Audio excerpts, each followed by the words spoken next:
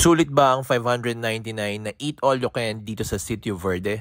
Naimbitahan nga akong mag-dine-in dito sa Sitio Verde, dito sa may kanilang QC branch. At pagpasok pa lang ay sobrang dami na agad na pagkain ang nag-welcome sa akin.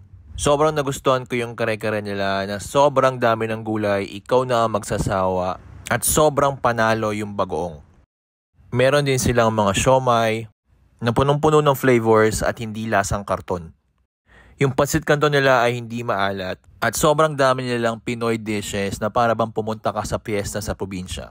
Meron din silang pasta na ikaw na ang mamimili kung carbonara or red sauce ang kukunin mo. Sushi and maki section. Create your own mami section. DIY halo-halo section. Tapos meron din sila mga coffee jelly, pandan, and create your own salad. Para sa mga gusto mo pa-healthy at lokohin ang sarili nila sa buffet. At syempre, ang pinaka-paborito kong station, ang pastry and sweets section. Sobrang sarap nga ng donuts nila, hindi ko alam kung ano yung nasa loob. Parang ice cream siya, basta parang hindi siya mga sobrang mahangin na donuts na mabibili mo sa convenience stores. Yung spaghetti nila ay medyo less sweet style, feeling ko birthday ko nito. Sa sobrang dami nilang pagkain, hindi ko na maipagkasya sa isang video na ito. So, sulit nga ba ang 599 eat all you can dito sa may Sitio Verde?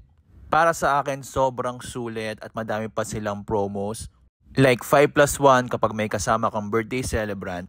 At sobrang lalaki rin ng mga discount nila kapag madami kayo nang pupunta dito.